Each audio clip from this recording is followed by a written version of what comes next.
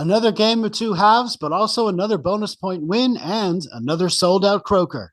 It's time to start harping on rugby.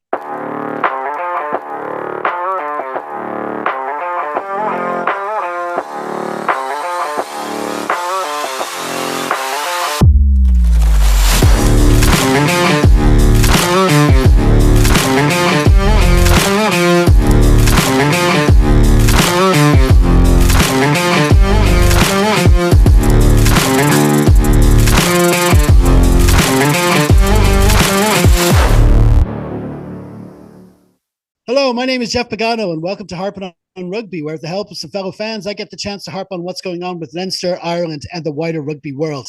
This week, we have what could be called an emerging Harpin pod, with two great contributors still in single digits when it comes to appearances. First up, making his fourth is Mr. David Cordio. Welcome, sir. Thank you, Jeff. Good to be here. Indeed. And also with us, earning cap number 2, is Mr. Hugo Gordon. Welcome back, sir. Thanks, Jeff. Thanks for having me back. No problem. Great to have you both on. Okay, so let's crack on with our feature match of the week, which was, of course, Leinster v Munster in round 4 of the 24-25 United Rugby Championship. It was played at Croke Park on Saturday evening. The temperature was, let's call it brisk. There was a bit of a breeze, but after Frank McCarthy, Leo the Lion, and the Pyrotechnics did their bit to warm up the crowd in every sense, the conditions seemed pretty much perfect for the players as Kieran Frawley got things underway, kicking towards the Davin stand, David. He did indeed, yeah. Launched a nice early kick-off for the game right at the gate. Probably set the tenor for how the game was going to go. We opened with a penalty. Mike Haley getting up in the air and making contact. I believe it might have been with RJ Snyman. And Munster get a couldn't penalty. Have written the script better there, couldn't you? Right out the gates, drama from moment one. Crowley kicks down the line to touch just inside Leinster's half, and Munster set a pretty strong maul. They drive up to the 10-metre line. Ball comes off the back. Casey with a nice pass to Nankerville, who stood in at first receiver. Nice to see the switch up between him and Crowley. Munster went wide quite quickly and chipped down the wing, but Ringrose managed to gather it, and Osborne kicked a nice clearance that was touched in flight. I think it was by Tom Farrell, who had a pretty enterprising afternoon. Munster broke wide again. They seemed to be getting the width as quickly as possible right from the off. Casey dinked a nice little chip over the top, which Keenan called what I will call a slightly suspect mark right on the edge of the 22. What followed was a period of kick tennis. Keenan didn't kick to touch. We went back and forth. Eventually, Munster set a phase. Crowley attempted a short kick over the top to break things up, but the ball came loose off of a Munster hand and into touch for a Leinster line out. RJ Snyman then, in probably his first big contribution of the afternoon, got up for a lovely one-handed catch and throw down to Jameson Gibson Park, but not to be outdone, Ty Byrne came flooding through the middle of the ruck, applying pressure, and the ball went loose, but Leinster were able to regather, went through a couple of phrases, and eventually Kieran Frawley kicked it long. Munster responded with some excellent opening attack, but Leinster's rusty, as would become characteristic over the course of the day, just absolutely smothered them enough, and the man of the hour, Doris, got in for a turnover.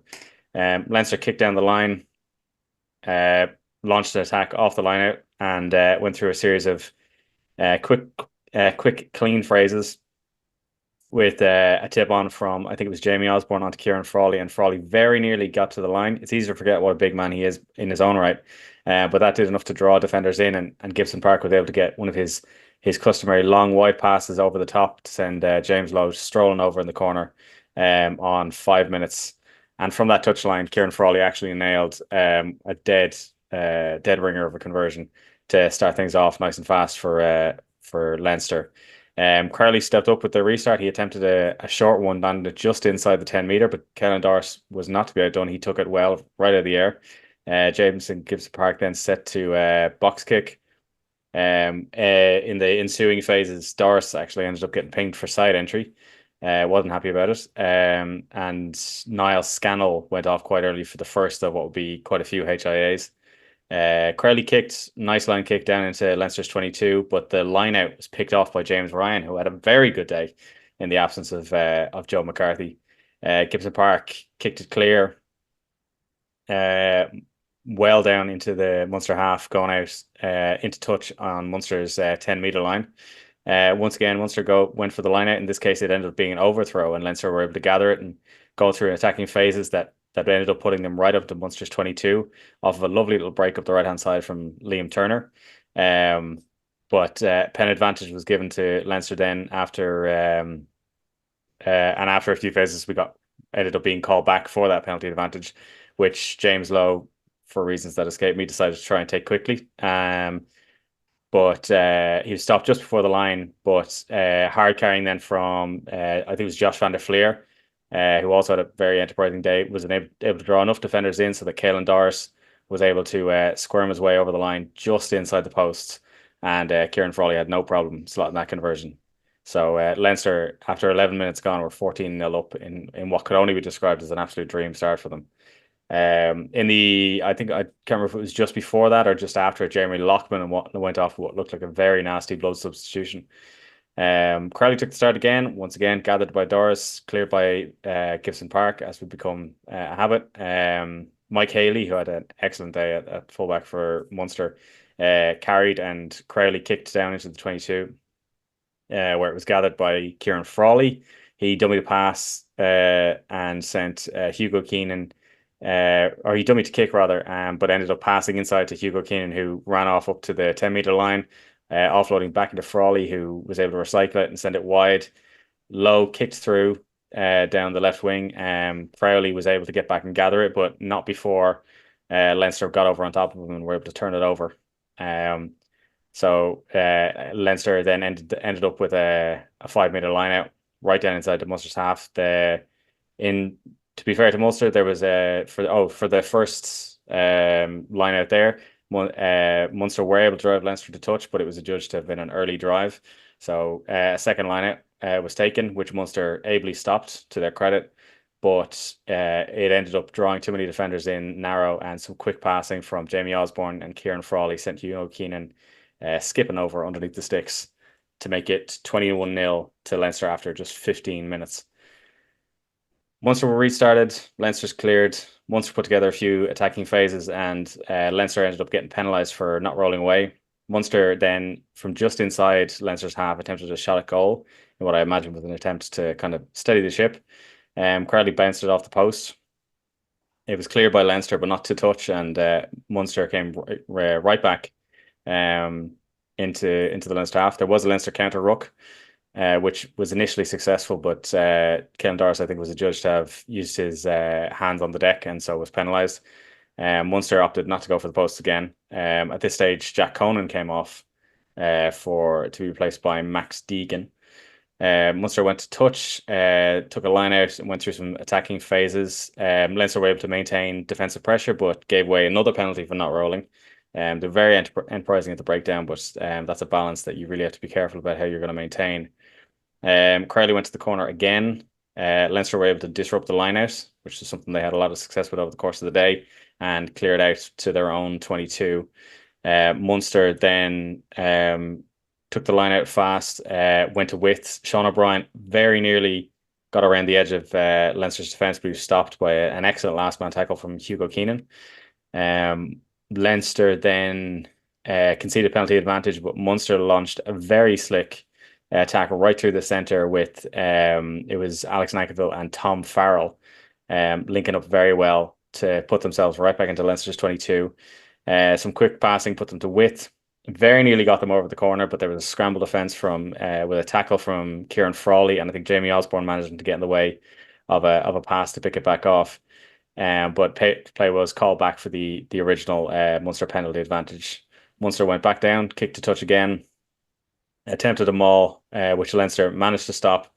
They picked it close, picked and went close to the line, whipped it wide, and Calvin Nash appeared to go in for Munster's first try, but it got called back for the last pass being just forward. And off the back of the ensuing scrum, Leinster were able to win a penalty and clear it. And kicked to touch just outside the 22, went through some phases and were able to clear their lines again. Munster then went through some phases out on the right-hand wing of the pitch until Alex Sankerville opted to kick through. Kieran Frawley cleared it back up the field. Munster went through some phases off a line out. Casey attempted another kick through, which was gathered by Keenan and cleared long. Then by James Lowe. There was some nice fence from Nankerville and Casey to be able to clear the ball well back up into Leinster's half. The ball came forward off the Leinster's line out, so Munster got a scrum off the back of which they got a penalty, kicked deep into the 22, went through some phases, and then another excellent Tom Farrell carry got them right up to the 5 metre line. Wide pass was very nearly intercepted by James Gibson Park, but it was knocked on in the process. Another, which granted Munster another scrum, off the back of which they won another scrum penalty, opting to kick to the corner again. And then they played a very nice switch play, which saw them take it quick off the top of the line out, pass inside and pass it wide, and then pass it right back inside to Sean O'Brien, who was wearing 11 on the day and who managed to crash over for their first try, with Jack Crowley just missing the conversion, which put at 35 minutes, it was 21-5.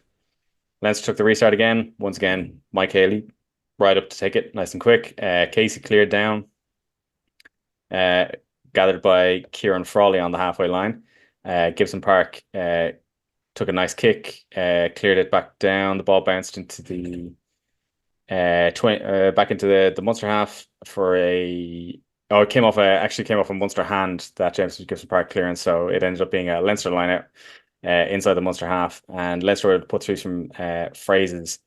The back of a Doris line break was a really good moment for the Leinster back row. A Doris partial line break, Deegan and Max Deegan and Josh van der Fleer carrying very well. Liam Turner, once again, very enterprising on the wing, carried up with the right wing, and Munster conceded a penalty for stripping the ball after he got his knees to the deck. Leinster went to touch and put through a couple of phases off the back of the line out. Made it just outside the Munster 5 metre before Munster conceded a penalty for coming in from the side. Off the back of this, Leinster opted for a quick tap. They decided to go with a bit of subterfuge. James Gibson Park tapping and passing to Doris, who carried well. The ball went loose, but it was a Munster player. I believe it was the returning Jeremy Lockman, who was offside, saw the ball and just couldn't help himself, so gave another penalty. We opted for another kick or another tap and go. This time Lee Barron led the charge, but was shunted fairly decisively backwards. But Leinster were able to put through 2 phases of strong carries before the big man himself, R.H. Snyman, was able to force his way over for his final try of the half, which Frawley gamely missed the conversion to leave it 26-5 at halftime. Yeah, I mean, for all the occasion and the crowds around Croke Park, 80,000, all that stuff. I mean, the first half certainly didn't disappoint when it came to action. There was a hell of a lot going on, and I was struck taking my notes by just how much happened even in the first 5 minutes. It was frenetic right from the off. Yeah, absolutely. And the narrative kind of revolves almost around RG Steinman there. I mean, you talk about he gave away the penalty at the very kickoff, and then that line out. I mean, I'm assuming everyone that's listening to this has seen that one-handed grab and line out. It's all over social media, and to contrast that with his first line out against Leinster when he was wearing red at the Aviva Stadium back when, it was a real contrast there. But then, is just the way he's slotted into the Leinster way of doing things. Like last week in Treviso, we saw it as well. He's up on the systems, and he's getting involved. He's letting everyone know he's there. It's just and then he got the bonus point try right at the end of the half. It was just full involvement. So there's a lot going on Munster's side of things. It was just interesting right throughout the match what they were doing, even like right from the very start, to try to negate what they knew was going to come from the Leinster defense, and it was forcing them into decisions that were there were some things that happened that the defense, that the actual people in the defense didn't cause, but it was because Munster were doing this, knowing what was coming at them, that almost meant that the attack wasn't gonna succeed in the end. I mean, they ended up getting just 2 tries on the day, and they had to work really hard. They deserved them in the end. They did really well, and they did some great things. But a lot of times that when they have a shooting center in their face, they have to throw it really high to get it to the winger. Just that arc that they have to throw it on gives the scramble defense time to recover and stuff. It was very interesting to see the different things that they were doing. Another thing we had in this half was an injury to Lee Barron, which he was getting attention with about 10 minutes to go, it seemed, but then he played on. And in the Munster try, You could see in the lineout he just wasn't right at all. When after the lineout he kind of went down, he needed more treatment, but then he played on again. And as you say, he took that quick tap, not quick tap, he took the tap and go right at the end. He just didn't seem right going into that contact. You know the situation we are with the hookers. We've got two injured at the moment, and you said yourself, Dave, before the season, Lee Barron has a real chance to show himself this season, and is a real prospect in the kind of a Dan Sheehan kind of mold kind of player. And but it just, you know, he just wasn't right, and we'll talk later on. You know, wasn't able to come back for the not second similar half. Not dissimilar to last week when Ronan Keller was in a similar position. It's probably a player who should have been taken off a little bit before exactly but but we'll see when the injury report comes later in the week. But anyway, like an eventful first half. What did you make of it, Hugo? Yeah, I mean, kind of, it was really just, as I said, a really exciting opening 15-20 minutes. It's just kind of fantasy stuff. You couldn't have dreamed of a better start. Completely in control. Just it felt like every time we were getting into the 22, we were scoring, and it's kind of very exciting. Obviously, Munster came back at us, but it just felt very satisfying. I think it's a shame I didn't have as much to talk about in the second half, really, from an attacking perspective. But I mean, very, very pleasing first half for sure. I think probably signs of what was going to come towards the end of the half a little bit. But I mean, going in at halftime with a 21-point lead and a bonus point already secured, pretty fantastic start. Yeah, I mean, there were a lot of comparisons to what happened in Treviso last week. I mean, we had the bonus point wrapped up there as well. And yeah, listen, like I say, when we got to the halftime whistle, I mean, there was that period where Munster were coming back, and but it's just that, like I say, it just took them so long to get the try. They had to take risks, and there was a forward pass when they thought they'd got over the first time. Eventually, they did get there, but they put so much effort into that, and then for us to get on the other end and get that fourth try just before the break, it was a real kind of a psychological blow. But anyway, listen, as they were going in for halftime, the score was Leinster 26, Munster 5.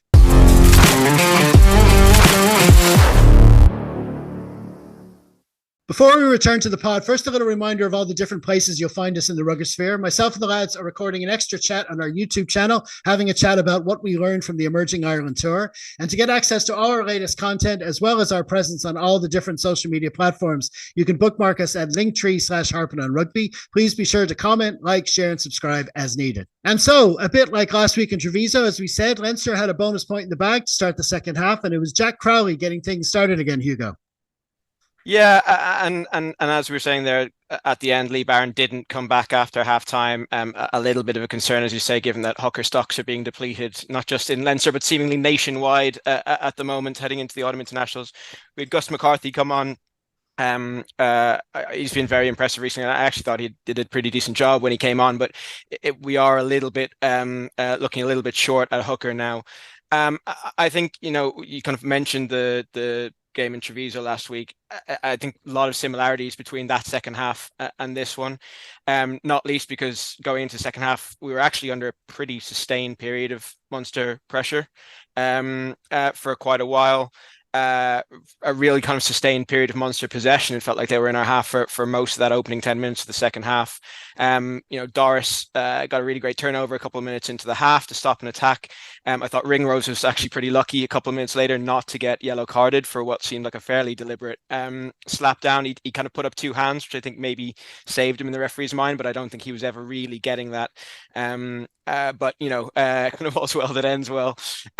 We turned over another line out. The line out really was incredible. Munster's line out just could not get going today, and I think that was really important in denying them more attacking chances than they had. But we really were, every time we kind of turned it over, they just kept coming back at us.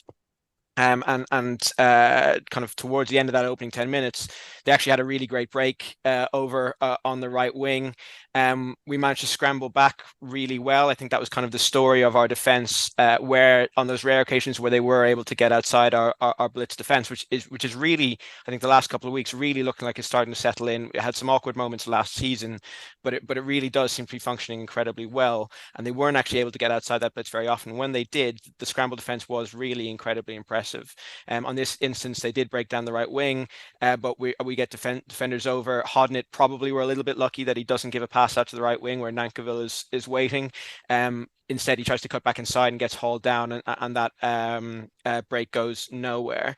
But that opening 10 minutes of the second half really was all Munster, and I think a bit like the Treviso game last week, a bit of a sign that we were kind of maybe taking our foot off the pedal a little bit. Around the kind of 50-minute mark, I think firstly Snyman going off to a chorus of cheers from Leinster fans, and I think some pantomime boos from Munster fans. I don't think there was any real kind of bad feeling in it, and I think Simon, from the grin on his face, quite enjoying playing the role of pantomime villain. It means you're doing your job. You know exactly. What I mean? It's what you want, yeah. And he did. I mean, he did do his job incredibly well. You talked about what he's brought. His impact in these opening first couple of games has been incredible. It's like he's been here for years. His impact at the line out in particular has been transformative. It not only gives us more options, but it really is much more difficult for opposing lineouts to get working.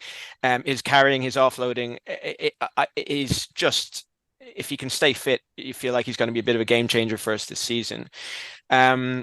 But it's actually a little bit kind of poor timing that he did go off when he did, because he went off for Baird, who 90 seconds later was going off himself with what looked like a fairly serious injury, and hopefully not.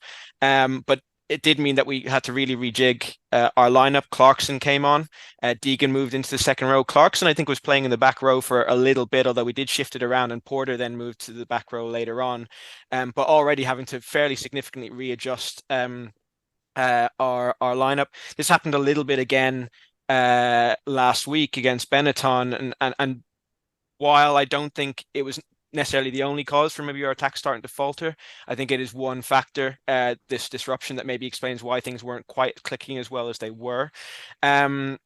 But again, we're back under then a little bit of pressure. There's some more line-out steals, which I think, again, keeping Munster from doing too much damage.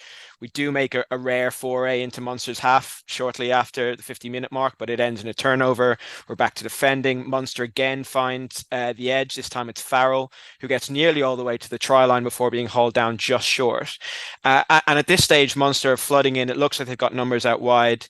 They fling it back to the left, and it looks like they've got space to move into. And but the Leinster's defensive line speed is so impressive. That blitz defense again, they're up in the middle. Gibson Park is causing havoc. Osborne is causing havoc, and Munster just can't get it away. Can't find that space out in the left wing, and we end up turning it over.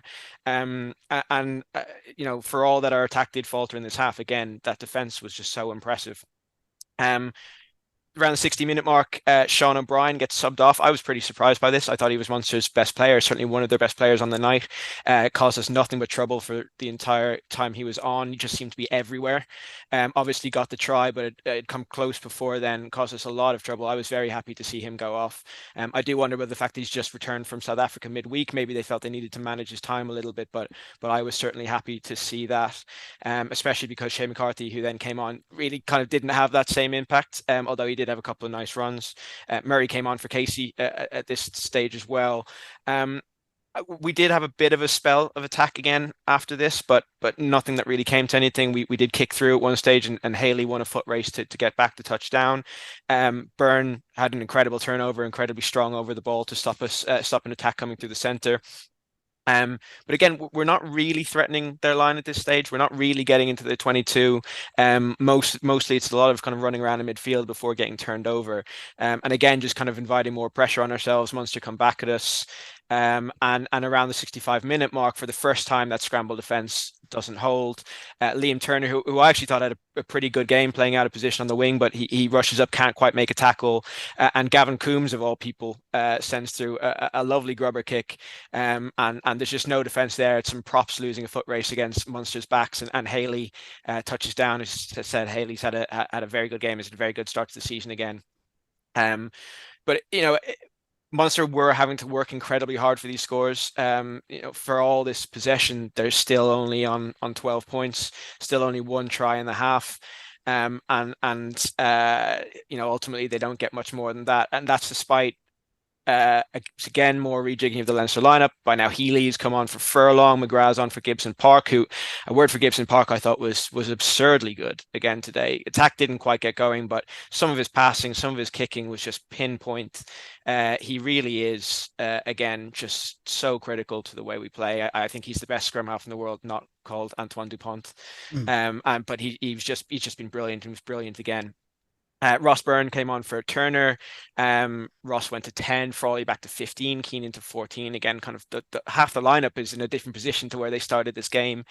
And really, we didn't really fire much of a shot in attack for the rest of the game. I actually thought Ross, who was coming for some criticism, actually played okay, but we just weren't really kind of forcing anything.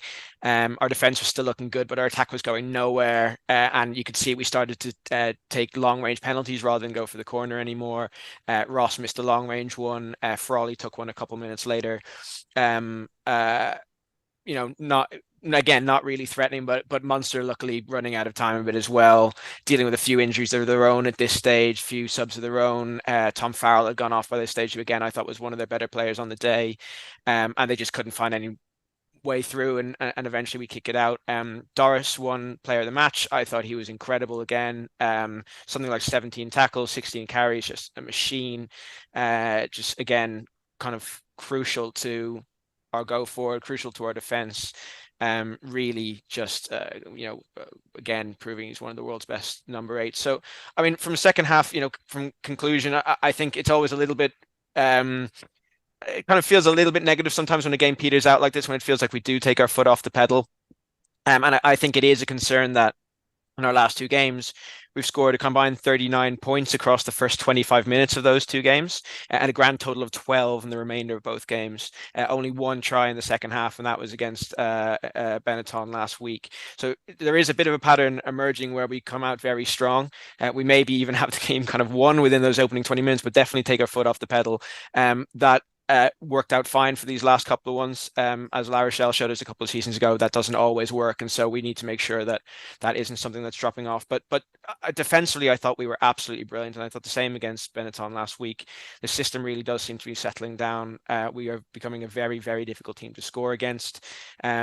Ideally, we'll have a good defense and a good attack, but it's hard to complain too much about a big 5-point win against Munster. It's hard to complain too much about 20 points from 20 from the opening 4 games. Some things to work on, but I don't think we need to be too negative about this one, for all that there are definitely some things to work on. Yeah, absolutely. I mean, I had actually the 2 of you on for a pod a few weeks ago before the season started. We were looking ahead to the season and the expectations that we have for Leinster. And basically it was all about, if we winning a lot of games bonus points in September and October, is one thing, but it's really not going to, it's all about what happens in May. So pretty much every game we're analyzing as if it's almost impossible not to analyze it as, well, what if it was Toulouse, or what if it was La Rochelle in a crucial knockout game in the season? So, I mean, that's just the way you see it. And there's that aspect, but also as well, the second half this week and the second half last week, it's like, I've said this before, seasons gone by, you never see on YouTube videos of the top 10 defensive stands in the history of rugby. Now there are coaches that would definitely want to watch that, and I'm a bit of a nerd with the defending as well, so I'd probably be interested. But when you talk about vast popularities, you're not going to see it. And then the fact that people aren't going to marvel so much at how difficult it was for Munster to get their scores. They're going to say, well, why the hell we got all these tries in the first half, why didn't we get them in the second? But as you said yourself, the positions got changed both in the forwards and the backs. Last week we went with 6-2 split and lost a pack in the first half. That's the risk with the 6-2 split. But here it was forwards. Like literally Baird was on and then he was off. And then you had Deegan in the second row. I think there was a scrum at the end where you had Porter, as well. You said Clarkson was packing down in the back row. Then Porter was doing it. It was also an 80-minute shift for Andrew Porter as well. There's a lot going on there. But so when you take those, I mean, that is mitigating for that second half in many ways. And those 3-point decisions we were making, they did make sense because Munster got within 14 points. I mean, it was kind of nervy. It took them to 67 minutes, but there was still that 13 minutes where if they did get another score, you're within 7. And so when we got those couple of shots, it did make sense to go for them because that would have put that bonus point as well, losing bonus point as well, off the table. So there was a lot going on there. But then again, you look at Leinster fans and they've got these expectations and they see it 2 weeks in a row. So it's you can see it from both sides. So definitely a lot going on there. What did you make of it, David? I had a couple of thoughts. I thought, first of all, it's always important to open strong. Doris is a menace. He's an absolute menace, and I can only imagine that he's going to haunt the nightmares of Munster's attacking system. Every time they seemed to be getting any kind of any kind of go forward ball, he was in there. Whether or not he was actually successfully turning the ball over or just disrupting it and slowing things down so much that they could never get anything going together. I mean, I think there were some questions asked, particularly after Gary Ringrose and James Ryan were co-captains last year, and then effectively dropped out of that position this year, about Caelan Doris in that position. I don't think there really can be anymore. He's such a leader by example, and I just thought he, over the course of the full 80 minutes, he was brilliant, and he was so much a part of what stopped, as well as scoring a try himself, of what stopped Munster getting any kind of go forward ball. I thought with the one interesting point, just because it happened once in the first half and once in the second half, was there's a lot of cleverness involved in getting away with things in rugby, and I thought Leinster were really clever in how they got away with what could have in other circumstances have been judged to be two deliberate knock-ons. Jameson Gibson Park probably had a slightly higher chance of catching that ball than Gary Ringrose had of catching the ball he was trying to go after. But it was still a really outside. It was the tip of his fingers. Like, if it was a pass to him, he would have been given serious dirty looks to the person who threw it to him. Ringer, I think probably the fact that he went up with both hands and he could reasonably argue that he was trying to slap it backwards instead of forwards, could probably save himself there too. But in both of those cases, it was selling enough of an image that it could have gone backwards, possibly, or I was possibly trying to catch it, and they just got away with it. And I think in terms of skullduggery, that is the back version of the kind of stuff Peter O'Mahony usually gets up to in a ruck. So I thought that was pretty impressive. In terms of what you were saying about defence, I thought what really characterised Leinster's defence, particularly in that second half, was the absolute ferocity of it. And it really seemed to panic Munster more than anything else. Like, think about a rush defence, it's not impenetrable. You can get around it, you can kick over the top of it. But when it's applied the way the Leinster apply it just puts so much pressure on the opposition that it suffocates them, and it creates almost a nervousness in the attack. So mistakes that they wouldn't normally make, they now make. They give a pass, or they try to give a pass that doesn't work, or they don't give a pass. They hesitate for a moment because they're not sure what's going to happen while Caelan Doris comes screaming at them. It just created this doubt in the mind, and it slowed them down enough that they were never really able to get any kind of serious purchase. And when they did, the scramble defence somehow managed to see them off. There were several instances where Munster seemed to get up to Leinster's 5 metre line, and you thought, how are they not going to get over from here? How do Leinster possibly stop them? And yet somehow they came up with the goods every time. And even Munster's try in the second half, it was more cleverness than tactical. Conor Murray spots that it's Andrew Porter now at the tail gunner position on that lineup because of how many positional changes we've had in the pack, and he's been on the whole game, so he's tired. And so Murray spots that fresh off the bench and shoots through the hole. Porter's never catching him. He makes a half-hearted attempt to grab him, but Murray's gone.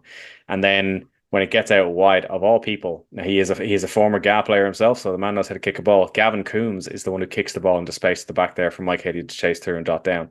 Now, those are both, it's good heads up play.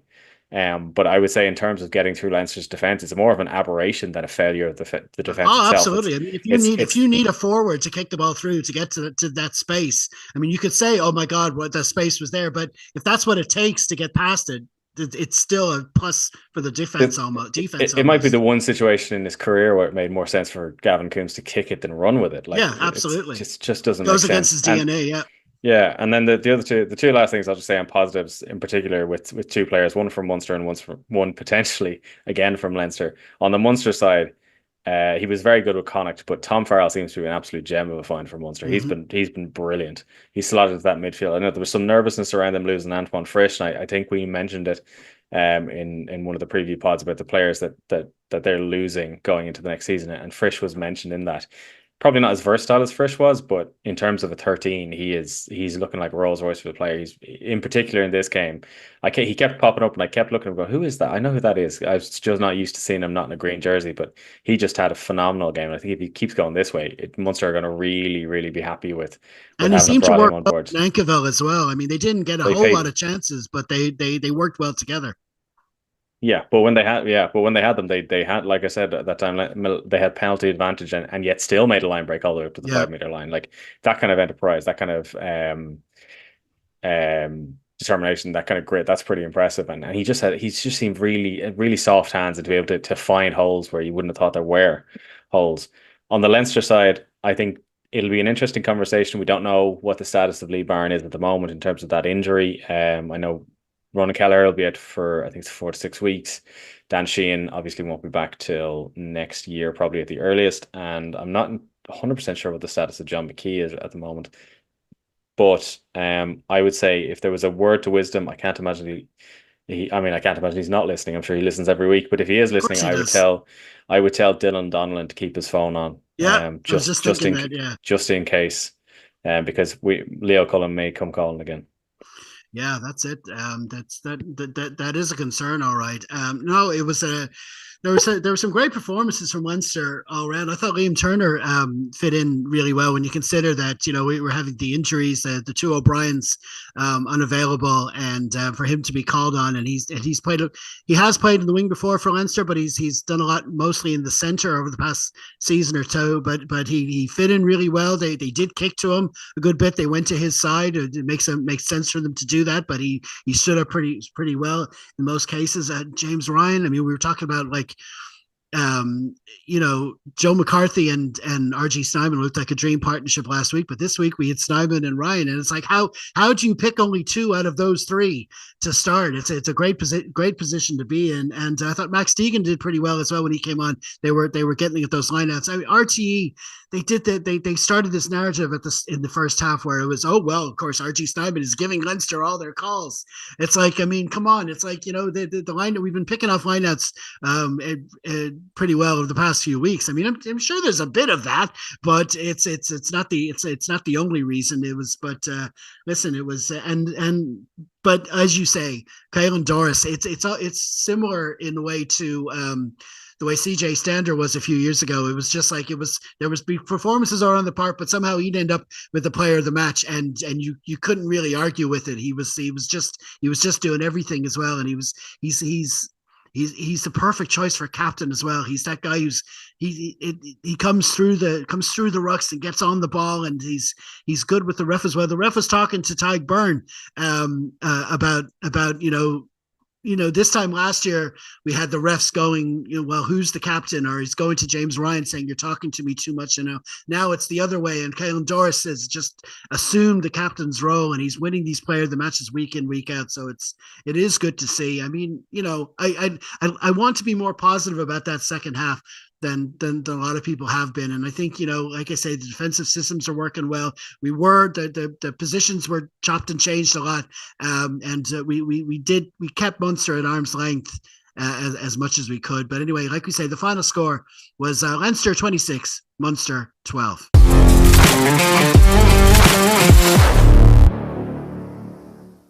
Well, elsewhere in the URC, in the other Interpro, Connacht fell just short of nicking another away win, but still came away with 2 losing bonus points, while the Ulstermen took maximum points themselves with a 32-27 victory. There were also wins for Glasgow, Scarlets, Benetton, Edinburgh, Bulls, and Lions, which means Leinster are the only team left with maximum points, although both the Lions and Bulls are also unbeaten with a game in hand, and champions Glasgow are sitting in second place in the table at this early stage. Also, we can't go without offering congratulations for another outstanding performance from the Irish senior women's side, who fought hard for the full 80 minutes to defeat the USA 26-14 and finish an amazing second overall in the top-tier WXV1 tournament in Vancouver. There were tries for Erin King, Cleena Maloney, and Amy Lee Murphy-Crowe to cap off an incredible season for the squad, which certainly bodes well going into a World Cup year. Now, going back to our feature match, Leinster skipper and player of the match, Doris, said afterwards, quote, "We had a fast start. We felt our fans behind us and we wanted to put on a good show for them early on. I think we did that," end quote. And when it comes to our Facebook page, there were certainly no punches being pulled on Leinster's performance. For example, John Hyland said, "Leinster are turning into a 40-minute team. If they want silverware, they'll need to get a lot more ruthless." Do you disagree, or would you have said the same thing a different way? Well, we always leave a post open on our Facebook page after the full-time whistle for Leinster and Ireland games. Why don't you join in the conversation next week? Okay, this now brings us to our final thoughts, starting with Davis. So my final thoughts on that game would be the first half was a lesson in how incredibly clinical Leinster are capable of being. They took their 4 tries. They took them, in a variety of different ways, mostly through intense pressure. But it really showed that they will find ways through basically whatever defense you put in front of them. It also seemed to establish we've got two games in a row now, and I don't know if we'll get it 3 in a row. I don't know what kind of strength team we're going to send. I think it's up the road to Connacht next week, but it seems to have established a pattern that if we get our 4 tries and we are miles out ahead at the end of the first half, that we are happy to adopt a defensive pattern in the second half. It's not to say we don't attack anymore, but it just seems like if we have attacks, particularly built plays, we're not going to deploy them in the second half. And it's a strategy that has worked quite effectively so far. Munster got 1 more try than Benetton. You could maybe argue that they're 1 more try better than Benetton, and that's basically what came out of it. But it's a strategy that worked, and it'll be interesting to see if it's something that Leinster continue to deploy as time goes on, and even if so someone like Jack Nienaber, once he's got a 26-5 lead, if he decides that the second half is going to be an opportunity to see just how much we can get out of a game if all we do is defend really well. On that, I think Munster are capable of some very good attack. There was a lot good in there from them. It was just the rush defense that seemed to psychologically break them down. They were 1 pass, one last move away from getting over, more than enough times to have won that game, if not for, I think, the psychological impact that's the rush defense put on them. And on that, I wouldn't bet on the result of the Christmas game off the back of this one. Thomond Park is a different kind of place to go. The weather could be very different. Injuries dependent on both sides. We could be looking at quite different teams. So I think that will still be one to keep an eye on. And on that, the injury list in both squads are running very deep. There was a lot of talk about Munster, I think because they were missing about like 17 or 18 players going into this game. But now that we're on this side of it, even in the days leading up to it, that Leinster injury list was just getting longer and longer and longer. And given that we're now halfway through October and the November tests are approaching, it'll be very interesting to see what both teams' team sheets look like going forward, and particularly in those weeks after the November tests as we get into the first weeks of Europe. And I guess my final thought beyond that would be that, and I said it in the second half roundup, Caelan Doris has been an excellent choice of captain, and hats off to, I presume, Leo Cullen, but whoever made that call. Absolutely. And they handled the handover very well as well with that. They had a situation, they named 2 captains, and then, they had to make sure everyone was on board with it, and they PR and all that stuff. I think they handled that really well as well. What did you make of Hugo? Yeah, so I don't disagree with anything David said there. So I think my kind of key takeaways is important not to forget that as much as there is a bigger picture here and there is a big season to think about, and that nothing is won on a weekend in October. Beating Munster by 2 scores on a packed out Croke Park is pretty good, and I don't think we should lose sight of that. These games have been really close recently. Obviously, we lost the URC semi-final to them not so long ago in the Aviva. The games last year were very tense, and I don't think we should undersell what days like this can actually mean. This is the biggest game of the year that doesn't have anything riding on it but the result of the weekend, and it's only bragging rights that we get out of this, but the bragging rights are pretty good fun, and we shouldn't forget that.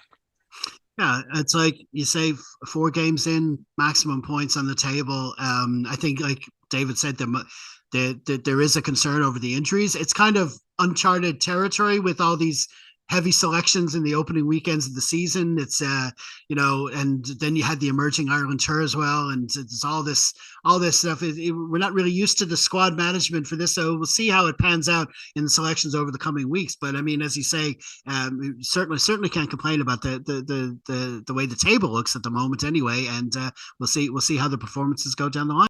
Well, that's brilliant, lads. Many thanks again to David and Hugo for joining me, and I hope to have you back on again soon. Thanks, lads. Thanks very much, Joe. Thank you, Jeff. As for our next batch of Harpin, keep an eye on our YouTube channel during the week for our latest bonus chats, where we'll be looking back at the Emerging Ireland Tour, and also our 80 Plus column, which we'll post on Wednesday. After that, we'll be turning our attention to our trip to Galway next weekend. So be sure to follow us on any or all of our social media platforms, which you'll find at linktree/Harpin On Rugby. In the meantime, stay safe, everyone. Slán.